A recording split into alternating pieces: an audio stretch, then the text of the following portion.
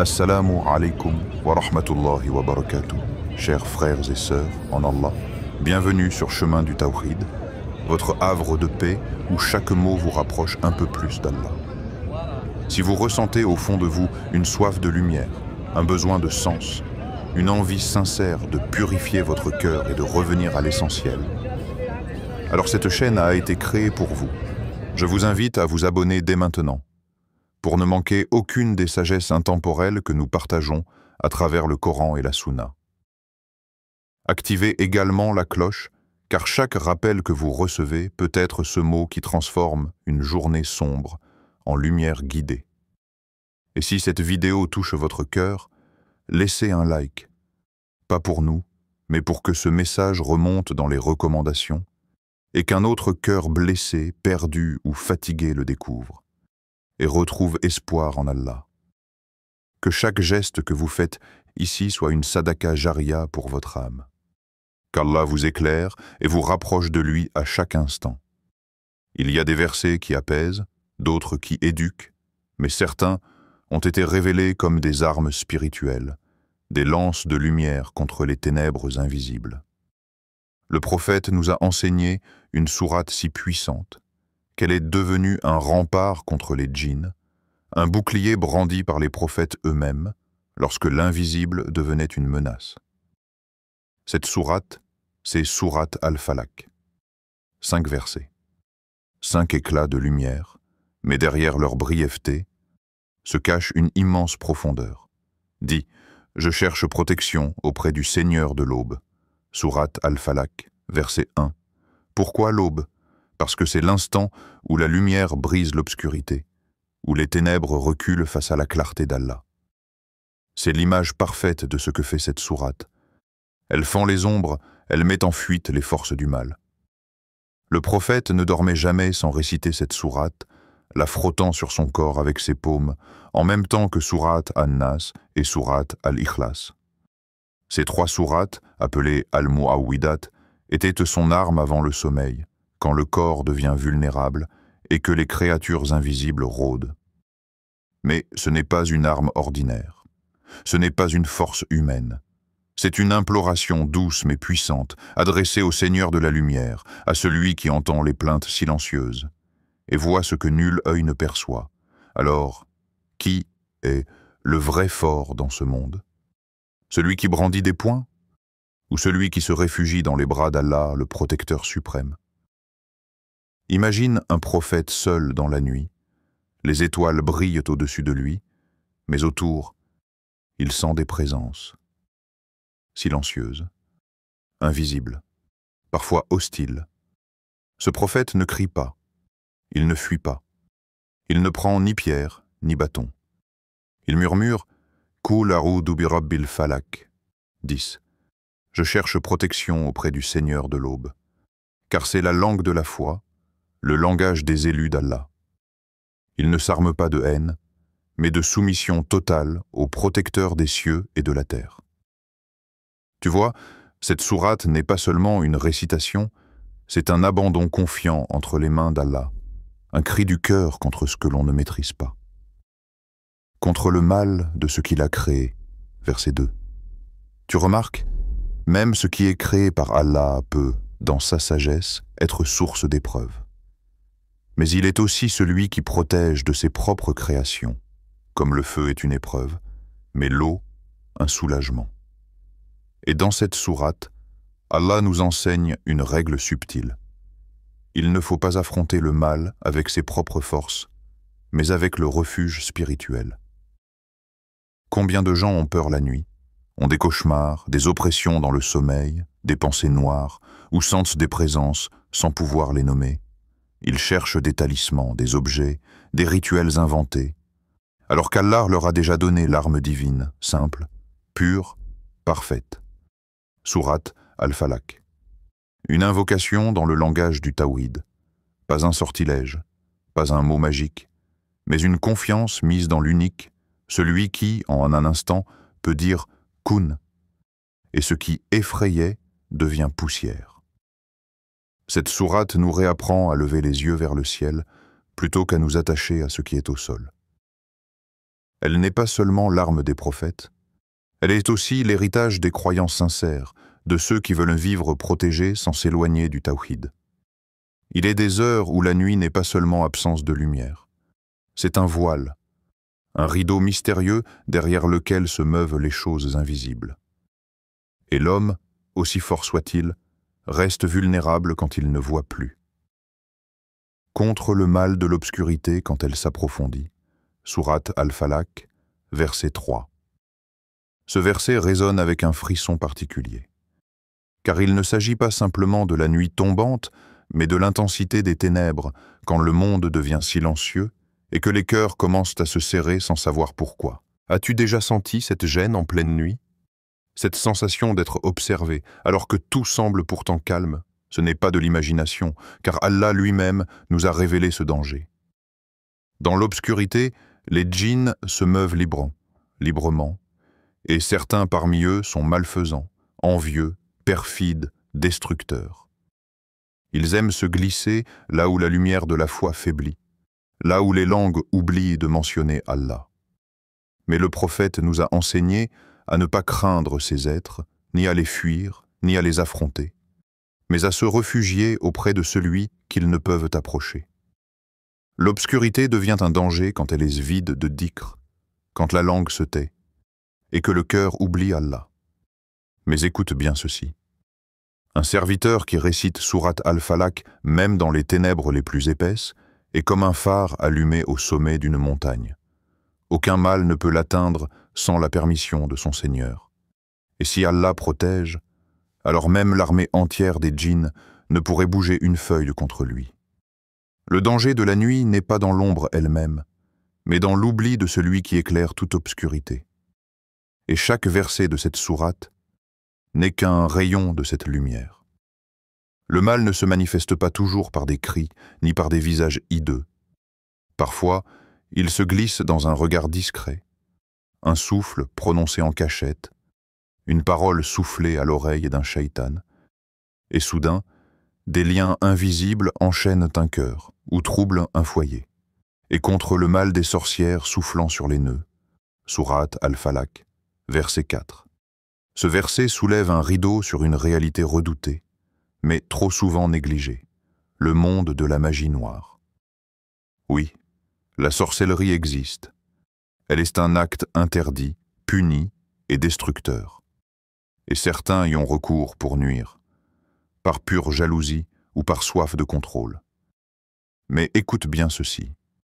Le prophète Musa, alayhi salam, a vu de ses propres yeux les magiciens de Pharaon jeter leurs cordes, et ces cordes se sont transformées, ou du moins, ont semblé se transformer. Leurs cordes et leurs bâtons lui parurent ramper par l'effet de leur magie. Sourate Taha, 66. Mais Allah a ordonné à Moussa de jeter son bâton, et ce bâton, porteur de vérité et d'ordre divin, a englouti toutes leurs illusions. C'est cela, la réponse à la magie. Non pas l'effroi, ni la colère, mais la foi pure, le lien avec Allah à travers le dhikr, les invocations, et la récitation des versets protecteurs. Sourate Al-Falaq, en particulier ce verset, détruit les nœuds avant même qu'ils ne se resserrent. Elle défait ce que les souffles invisibles veulent attacher. Elle protège les enfants, les couples, les foyers, de ces manœuvres diaboliques tissées dans l'ombre. Mais souviens-toi, elle n'est pas efficace comme un talisman, ni comme un objet mystique. Elle agit par ta sincérité, par la profondeur de ton tawhid. C'est quand tu places ta confiance entière en Allah, que ces paroles deviennent un feu pour ceux qui veulent t'atteindre et une paix profonde pour ton âme. Parmi les mots les plus subtils et les plus redoutables, il y en a un que l'on sous-estime, parce qu'il n'émet aucun son, aucun mot, aucun geste. Il se cache dans un regard d'envie, un regard chargé de poison, et contre le mal de l'envieux quand il envie. Sourate Al-Falaq, verset 5. Ce verset clôt la sourate, mais il ouvre la porte sur une des plus grandes causes de souffrance humaine, l'envie destructrice, celle qui brûle le cœur de celui qui regarde ce que tu possèdes et qui souhaite, même inconsciemment, que cela te soit retiré. Le prophète a dit « Le mauvais œil est une réalité ». Rapporté par Muslim. Il a même ordonné aux compagnons, lorsqu'ils voyaient chez leur frère une bénédiction, de formuler des invocations de baraka et de ne jamais laisser leur admiration muette se transformer en poison. Car l'envie, ce n'est pas simplement la jalousie. C'est un mal silencieux qui s'active sans que tu ne le saches. Et dans ce monde, où tout se montre, où les bénédictions s'exposent, où l'intimité devient vitrine, les cœurs faibles trouvent toujours une raison d'envier. Et l'envie attire les djinns malveillants. Le regard envieux agit comme une flèche, mais ce sont parfois les djinns qui la propulsent jusqu'à sa cible. Ils se nourrissent de ces sentiments sombres et utilisent cette ouverture pour atteindre le corps, l'esprit ou les relations. Mais Allah a révélé, dans Sourate Al-Falaq, la protection contre l'envieux quand il envie. Pas seulement l'envie, mais l'instant même où elle s'active.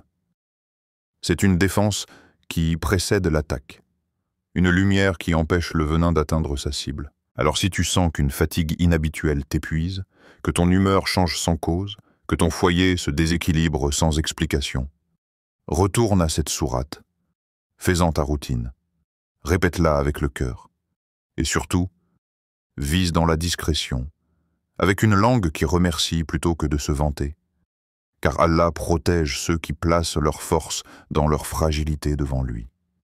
Il y a ceux qui lisent cette sourate et ceux qui la vivent. Car une chose est de prononcer des mots et une autre est de les incarner. Les prophètes n'étaient pas des hommes qui récitaient simplement des versets en cas de besoin. Ils étaient des êtres entièrement enveloppés par leur reliance à Allah, dans chaque instant, chaque regard, chaque souffle. Quand ils récitaient Sourate Al-Falaq, ce n'était pas pour tester la protection, c'était pour rappeler à leur âme qu'elle n'a pas d'autre refuge qu'Allah.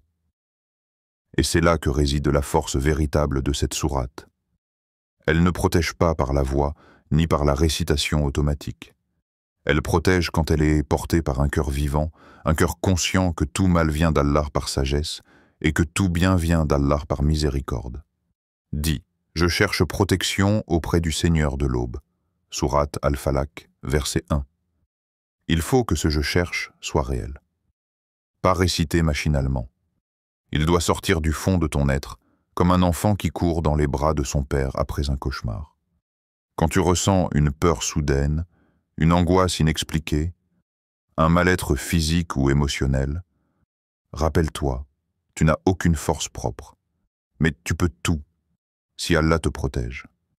Le croyant ne combat pas le mal par des armes, ni par la colère. Il le combat par la sincérité, par le rappel, par la soumission totale à son maître. Voilà pourquoi Sourate Al-Falaq est l'arme des prophètes, parce que leur cœur ne doutait jamais de celui auprès duquel ils cherchaient refuge, parce qu'ils savaient que même un souffle de djinn ne peut frôler un serviteur, si Allah a décrété la protection. Et toi, quand tu récites ces versets, est-ce que ton cœur est connecté à celui que tu invoques? Est-ce que tu ressens que ta langue devient un bouclier? Parce que ton âme, elle, est déjà abritée dans la lumière divine? On parle souvent des djinns comme d'un cauchemar, comme s'ils avaient un pouvoir autonome, comme s'ils étaient maîtres de notre monde. Mais ceci est une illusion. Un voile d'oubli que le shaitan entretient pour détourner le cœur et hors du vrai pouvoir. Les djinns ne sont rien. Ils ne possèdent aucun pouvoir par eux-mêmes. Ils ne peuvent même pas s'approcher d'un croyant sans la permission d'Allah.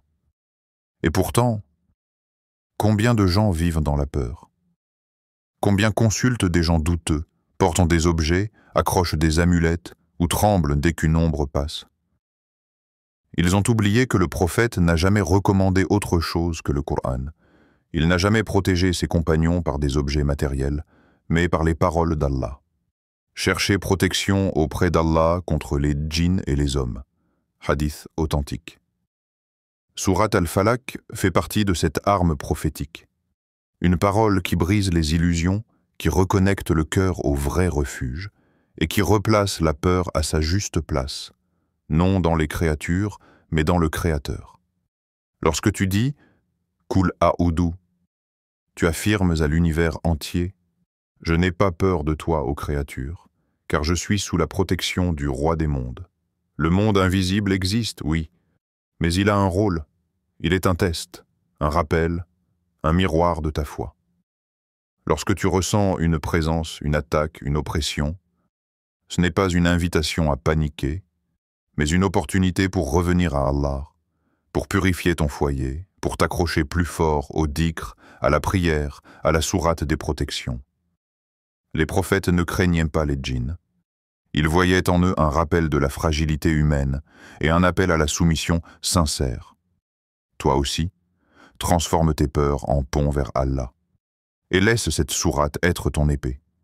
Non pour combattre, mais pour te souvenir.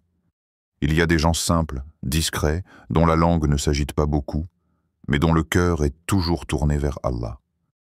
Ils ne parlent pas de sorcellerie, ne cherchent pas à comprendre les mystères du monde invisible. Et pourtant, ils sont protégés jour et nuit. Pourquoi? Parce qu'ils ont fait d'Allah leur priorité, leur seul refuge, et que leur cœur vibre chaque jour au verset qu'ils récitent. Le prophète a dit « Celui qui récite les 3 sourates protectrices, Al-Ikhlas, Al-Falaq, An-Nas, 3 fois le matin et le soir, lui suffisent contre tout. » Rapporté par Abu Daoud et authentifié. Lui suffisent contre tout. Tout. Y compris la sorcellerie, le mauvais œil, les djinns, la peur, le stress et les pièges invisibles du shaitan. C'est donc dans la régularité, dans l'amour sincère pour les paroles d'Allah que naît la véritable protection. Pas dans la panique, ni dans la récitation hâtive quand le mal apparaît, mais dans la constance, dans cette habitude du matin et du soir, comme une armure invisible que tu revêts chaque jour. Certains se demandent pourquoi leurs maisons sont si calmes, leur cœur si serein, et ils ne réalisent pas que c'est parce qu'un de leurs proches, peut-être leur mère ou leur grand-père, ne cesse de réciter ces versets avec sincérité. Parfois, ta protection ne vient même pas de toi, mais d'une autre âme qui t'aime et invoque pour toi. Mais pourquoi vivre ainsi dans l'ignorance? Pourquoi ne pas te lever et prendre toi aussi cette responsabilité de lumière? Al-Falaq est une sourate pour ceux qui veulent marcher dans ce monde les yeux ouverts, le cœur ferme et l'âme accrochée à l'absolu. Chaque matin où tu la lis, tu dis au monde invisible « Je suis sous la garde d'Allah.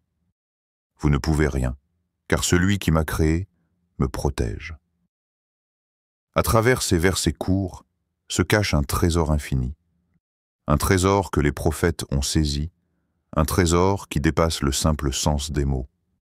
C'est une invitation à retourner à la source, à reconnaître que la vraie puissance appartient uniquement à Allah. Que face aux forces invisibles, notre unique refuge, notre unique forteresse, c'est lui.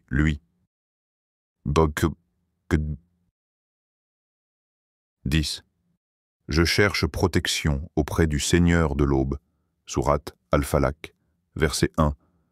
Cette aube, c'est le symbole de l'espoir renouvelé, de la victoire de la lumière sur l'obscurité, de la paix intérieure qui succède à la peur. Et toi, où places-tu ta confiance?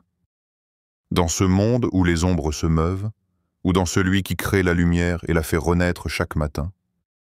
L'arme des prophètes, ce n'est pas une épée, mais une invocation simple, pure et puissante. C'est un acte d'humilité, un cri du cœur, un rappel que dans l'épreuve la plus sombre, la lumière d'Allah ne s'éteint jamais. Alors, quand la peur viendra, quand les djinns semblent proches, quand les inquiétudes du monde te submergent, reviens à cette sourate. Fais-en ton compagnon fidèle, car elle est l'armure de l'âme, le souffle qui ranime la foi. Qu'Allah vous accorde la paix, la sérénité et la protection à chaque instant. Qu'il fasse de vous des croyants fermes et des gardiens sincères de votre foi. Merci d'avoir regardé cette vidéo sur Chemin du Tawhid. Si ce rappel a touché votre cœur, je vous invite chaleureusement à vous abonner, à activer la cloche pour ne rien manquer de nos rappels et à liker cette vidéo. Ainsi, vous permettez à d'autres frères et sœurs qui cherchent en la lumière dans leur nuit, de la trouver grâce à vous. Qu'Allah vous bénisse, vous protège et vous comble de sa miséricorde. Assalamu alaikum wa rahmatullahi wa barakatuh.